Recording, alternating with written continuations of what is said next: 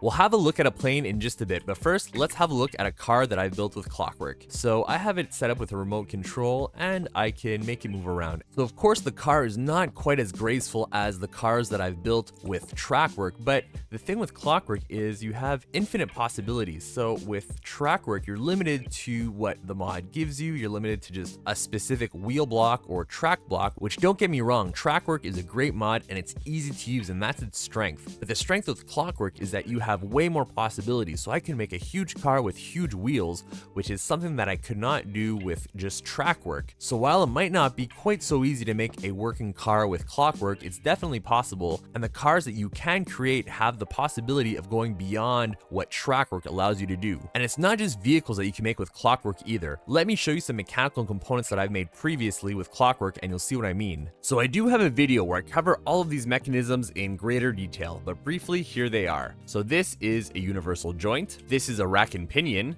a pick and place mechanism, a pantograph, a trammel of Archimedes, a Chebyshev lambda linkage, a Schmidt coupling, a trebuchet, a differential gear, and a walking machine.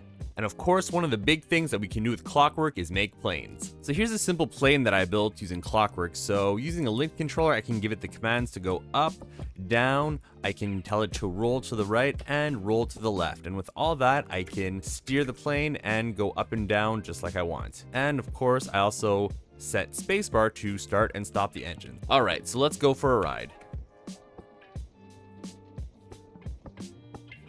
If you enjoyed watching this video and you'd like to see more, then please consider subscribing and activating notifications. And I also have a Patreon if you'd like to support me there. Thank you for watching.